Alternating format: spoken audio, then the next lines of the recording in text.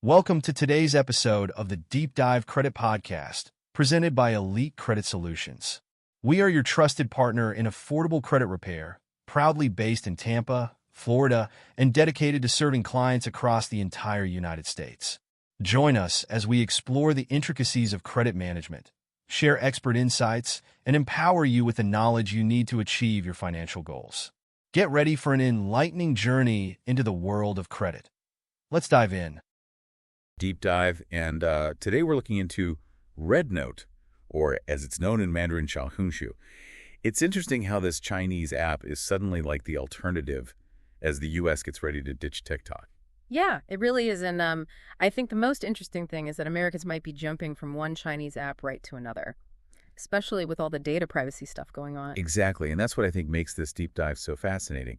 It's more than just like finding something to replace TikTok. Yeah. We're looking at what RedNote is. Yeah. And you've given me a really diverse set of sources to help us with that. Articles, user reviews, even like some technical analysis. Yeah, so we can really understand what this shift could mean. Exactly. I mean, it's like a social media melting pot, Reading through your sources, I saw it being described as part Instagram because it's so visual, part TikTok for its trends and the short videos, and then even some Pinterest and Amazon sprinkled in there too because of its collections and the whole e-commerce thing. Yeah. That's right. It's not just funny dances or whatever. It seems like RedNote has everything like fashion, food, travel, all that lifestyle stuff. But what I found most interesting is how Chinese and American users are like exchanging cultures on the app.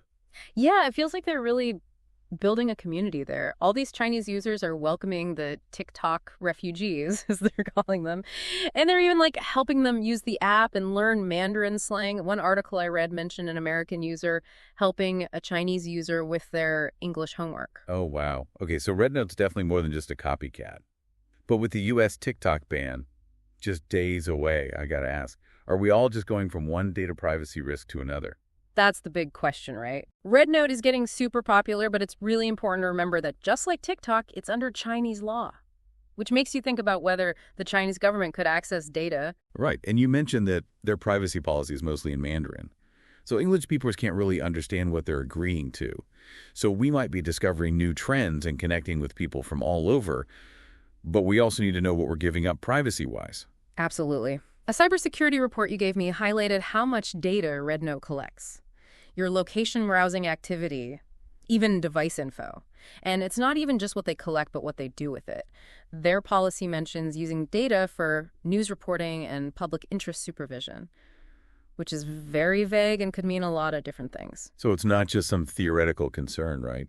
Our data could be used in ways we aren't comfortable with, especially since the government could have influence over companies like this. Exactly. And this is where censorship comes in, which is a big difference between RedNote and TikTok. Yeah, I was going to say, from what you've shared, RedNote seems to have way stricter rules about content. Yeah. Like, stuff that's fine on TikTok could get you banned on RedNote. Right. One article talked about how searches for terms like Xi Jinping or Free Hong Kong on RedNote don't give you a lot of results and are often censored, which is the total opposite of TikTok, where you can find all sorts of political opinions, even ones that are critical of the Chinese government. So basically, American users could be leaving TikTok worried about data privacy, but then they go to a platform with more limits on what they can say. Yeah, it's a tough situation. It makes you wonder about what'll happen with RedNote. Will they try to adapt to the U.S. market and be more open about data and maybe relax their content rules?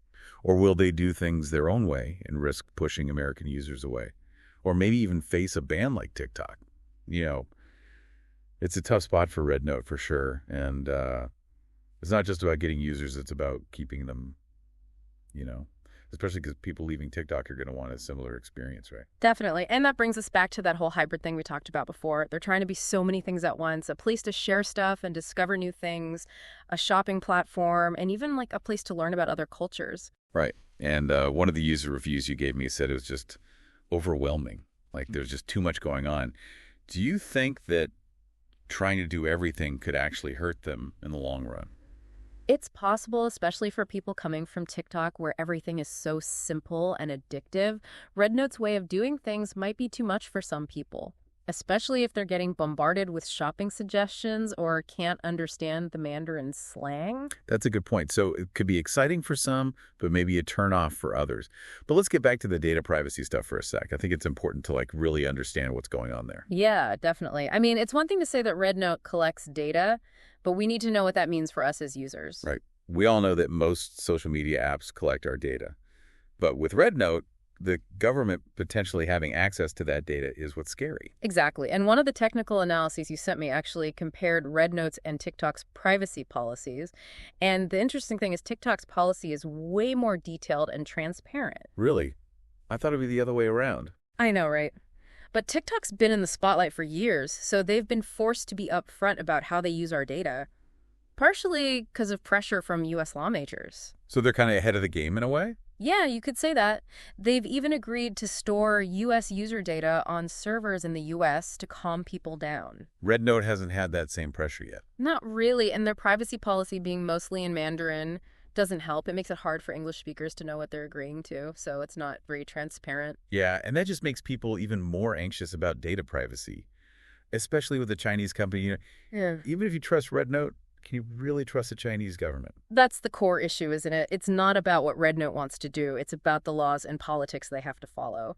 And this is where the comparison to TikTok gets even more complicated. Oh, right, because even though TikTok has those data privacy concerns, we've also said that it's more open to different viewpoints. Exactly. That's the big difference. TikTok still has rules about content, but it's not as bad as RedNote when it comes to censorship. You mentioned earlier that RedNote removes stuff that's critical of the Chinese government. Can you give some specific examples? I think it would help people understand what we're talking about. Sure. There have been tons of reports about users getting their posts or even their whole accounts deleted for mentioning things like the Tiananmen Square protests the situation in Tibet, or even just saying they support Taiwan's independence. Oh, that's intense. Yeah. And this shows the huge difference between social media in China and the U.S.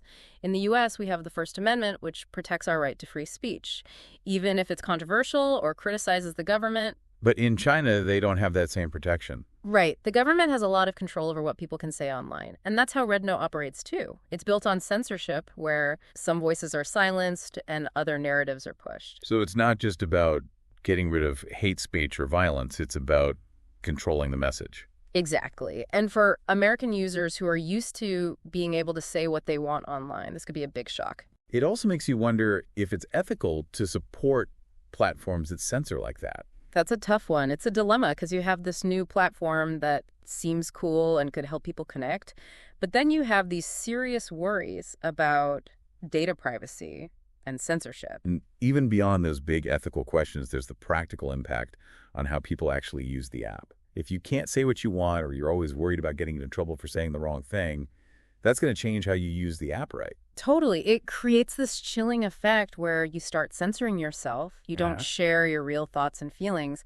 And that goes against what social media is supposed to be about. It's supposed to be about connecting with others and being yourself. So it's not just about some abstract idea. It's about how censorship actually affects each user's experience.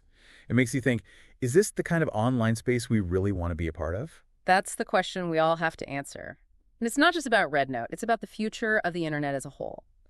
And what role censorship will play in a world where everyone's online. All right, but before we get too deep into that, what advice would you give to someone thinking about switching to RedNote? I'd say go in knowing what you're getting into. Understand the risks both with data privacy and censorship. Don't just join because everyone else is. Yeah, do your research. Read the privacy policy even if you need to use Google Translate. And think about what's important to you when it comes to social media. What are you okay with giving up? And what are your deal breakers? And remember that RedNote might be totally different from what you're used to on TikTok. It's a different culture, different rules, and different way of handling content. And if you're not okay with those differences, then maybe RedNote's not for you. Yeah, it really makes you think, like, what's next for RedNote? Can they deal with all this and become a big thing in the U.S.? I mean, it's hard to say. A lot depends on how they handle these data privacy and censorship issues. If they're willing to make some changes, like being more open about their data practices, or maybe even relaxing their content rules a bit, they might be able to get more people to use it. But if they don't, they could lose a lot of users, especially in the U.S. We really care about free speech here. Exactly. They could end up like TikTok with a possible ban if they don't do something about it. So RedNote's at a crossroads. Do they adapt to the West, or do they keep doing things their way? And it's not just about avoiding a ban, it's about gaining people's trust. If people don't think their data is safe or that they can speak their minds, they're going to leave. Right. No matter how cool the app looks or how trendy the content is, trust is what really matters for social media. Yeah, and that trust is even harder to get these days with all the data breaches and privacy stuff happening. So RedNote has a lot of work to do, but let's say they do manage to fix these problems and get popular in the U.S. What's their plan after that?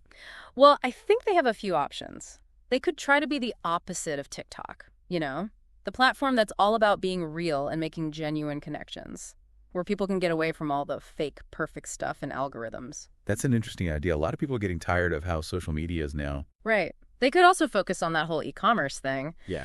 And try to become the best platform for online shopping. Like you said before, RedNote's already mixing social media with shopping. Yeah, and I think there's a lot of potential there. Imagine an app where you can find new stuff from friends and influencers, read reviews, and buy things all in one place. Like a one-stop shop for everything. Exactly. And it plays into that whole thing of buying stuff online without even thinking about it. But to make that work, they'd need to make sure the recommendations and reviews are real. Definitely, especially with all the fake reviews and influencer marketing happening now. They'd also need to make sure they can handle shipping returns, customer service, all that stuff. Yeah, that's a lot. But if they can do it, they could really change how we shop online. It's a big goal, for sure. But that's what's so exciting about RedNote. It reminds us that social media is always changing. What's popular today might be gone tomorrow, and something new can come out of nowhere. It keeps things interesting. And it makes us stay informed and be ready for anything. And think about the choices we make online. Exactly. Because in the end, it's not some algorithm or company that decides the future of social media. It's all of us as users. We decide what kind of online world we want to live in. Do we want privacy and free speech? Or are we okay with giving those up for convenience entertainment or just to be trendy? Those are tough questions. And there are no easy answers. But we got to ask ourselves those questions as the internet keeps changing. Well, as we wrap up our deep dive into RedNote, I hope you all feel more informed and ready to make those choices. Remember, it's your data, your voice, and your online experience. Be careful, be curious, and most importantly, be engaged. Thanks for joining us. Another insightful episode of the Deep Dive Credit Podcast, brought to you by Elite Credit Solutions, your go-to resource for affordable credit repair across the United States. We appreciate you joining us today, and we hope you found the information valuable and empowering. If you're ready to take control of your financial future, don't hesitate to reach out to us at 813-317-6776.